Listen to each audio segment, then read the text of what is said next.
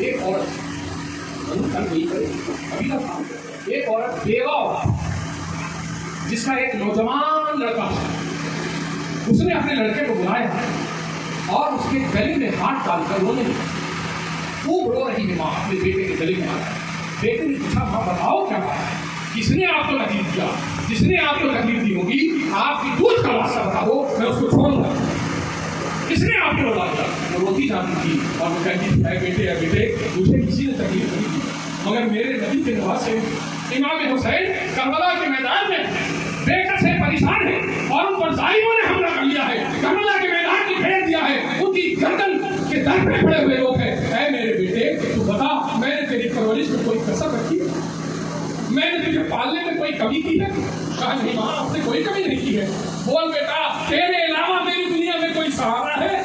نہیں ماں آپ کا کوئی سہارا نہیں ہے، آپ کو بیوہ ہے، میں ہی ایک بیٹا ہوں جو آپ کا سہارا ہوں. بیٹا تو ہی ایک سہارا ہے. اے بیٹا کیا تو ایسا کرے گا کہ میدان کربلا میں جا کر امام حسین کے نام پر اپنی جان قربان کرے گا؟ سوچئے محمد کیسی ماں نوجوان بیٹے کو تیار کر رہی ہے کہ تو جا اور امام حسین کے نام پر کربلا میں اپنی جان قربان کر دے. بیٹے نے کہا ماں تمہارا یہ فیصلہ، تمہارا یہ ارادہ، تمہارا یہ حکم جان سے منظور ہے مجھے. میں بھی چاہتا ہوں کہ ان کے نام پر اپنی جان قربان کر دوں، مگر ماں میری ابھی 17 روز پہلے شادی ہوئی، 17 روز پہلے شادی ہوئی ہے، میری نوجوان بیوی ہے، مجھے جانے دو بیوی کے پاس اور اس کو بتا دوں کہ میں جا رہا ہوں میدان میں.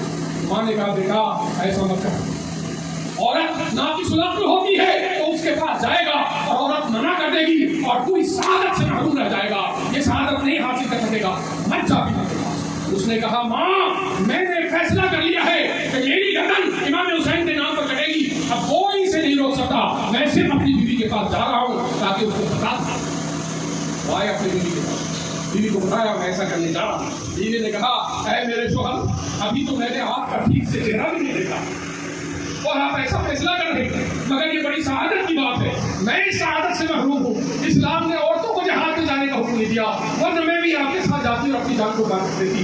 اے میرے شوہر آپ جا رہے ہیں تو جائیے، مگر ایک وعدہ کر دیجیے، ایک وعدہ آپ یہ کیجیے کہ آپ تو شہید ہو جائیں گے، اور سنا ہے کہ جو شہید ہوتا ہے وہ جنت میں جاتا ہے. جب آپ جنت میں جائیں گے پورے ہوں گی آپ کی خدمت میں، اس کو آپ مجھے بھولیے گا. انہوں نے کہا ہرگز نہیں بھولوں گا. یہ تینوں گھر سے نکلے، امام حسین کے پاس آئے، امام علی مقام کے پاس آئے. ماں نے کہا اے امام علی مقام یہ میرا بیٹا آپ کے نام پر قربان ہونے کے لیے آیا ہے. بیوی نے کہا اے امام علی مقام میں اپنے شوہر کو آپ کے حوالے کر رہی ہوں، آپ کے نام پر، آپ کے دین کے نام پر جان قربان کرنے کے لیے لائی ہوں، مگر اے امام علی مقام میں آپ سے ایک وعدہ چاہتی ہوں، میں آپ سے ایک وعدہ چاہتی ہوں. وعدہ یہ چاہتی ہوں کہ جب یہ شہید ہو جائے گا تو اس جنت میں آپ اہل بیت کے درمیان رہے گا. جب یہ آپ اہل بیت کے درمیان میں یہ رہیں گے تو اے امام علی مقام آپ مجھ سے وعدہ کر لیجیے کہ وہاں مجھے بھی جگہ مل جائے گی. اور اے امام علی مقام یہ بھی وعدہ کیجیے کہ میرا کوئی نہیں ہے، نہ میری ماں ہے، نہ میرا باپ ہے، نہ میری بہن ہے، نہ میرا بھائی ہے، میرا کوئی پرسان حال نہیں ہے سوائے اس شوہر کے، اور یہ اللہ کی راہ میں جان دینے جا رہا ہے. آپ وعدہ کیجیے کہ اپنے گھر کی عورتوں سے کہہ دیں گے کہ اس کی شہادت کے بعد آپ کے گھر کی عورتوں کی میں خادمہ بنوں گی، میں اپنی ساری زندگی ان کی خدمت میں گزاروں گا. انہوں نے کہا ٹھیک ہے ایسے ہی ہوگا. جب ہوئی حضرت وہب بن عبداللہ خلفی نام تھا ان کا، آپ کو جنگ میں گئے، کتنے کی کٹنے اڑائی، اس کے بعد شہید ہو کر آئے. آپ کا سر مبارک رکھا گیا، جب رکھا تو ماں گئی پیشانی کو غصہ دیا اور کہا اے میرے لال میں میرے جگر کے ٹکڑے، اے میرے بیٹے تو نے آج میرے دودھ کا حق ادا کر دیا، تو نے آج میرے دودھ کا حق ادا کر دیا. بیوی گئی، بیوی بولی سر پہ سر رکھ دیا، رونے لگی اور کہا اے شوہر آج تو چلے گئے، اب میں کہاں جاؤں؟ یہ کہنا تھا جو اس کی روح بھی برباد کر گئی، وہ بھی دنیا سے. یہ وہ لوگ تھے جو امام حسین کے نام پر اپنی جان کو قربان کر دینا اپنی زندگی کا مقصد سمجھتے تھے، اپنا فرض عین سمجھتے تھے. اور ہم وہ ہیں کہ آج انہیں اہل بیت کے شان میں گستاخیاں کرتے ہیں. کوئی صحابہ کرام کے نام پر اہل بیت کی گستاخی کر رہا ہے، کوئی اہل بیت کے نام پر صحابہ کرام کی گستاخی کر رہا ہے. دونوں حق سے محروم ہیں. جو اہل بیت کے نام پر صحابہ کی گستاخی میں مصروف ہے وہ بھی گمراہ ہے، اور جو صحابہ کرام کے نام پر اہل بیت کی گستاخی میں مبتلا ہے وہ بھی گمراہ ہے. دونوں میں کوئی حق نہیں.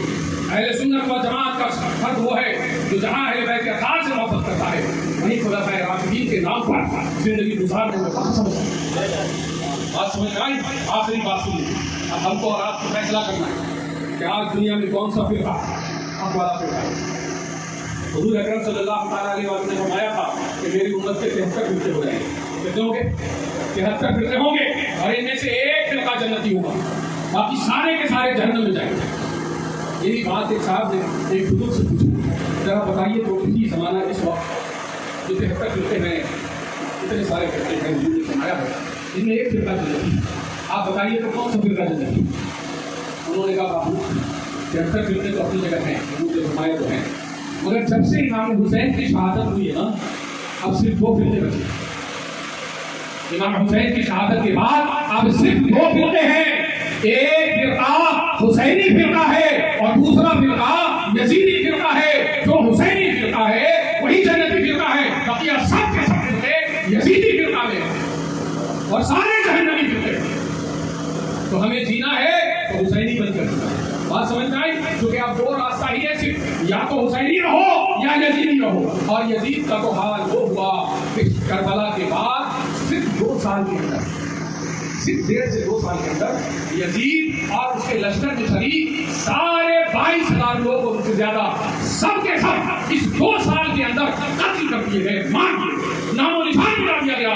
और इस तरीके से कत्ल किए गए कि उनके कत्ल का वाकया सुनेंगे तो आपके रोंगटे खड़े हो जाएंगे। इस तरीके से उनको मारा गया।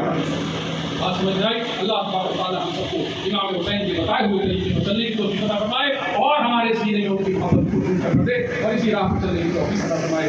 वाह अल्हम्दुलिल्लाह रब्बिल आलमीन।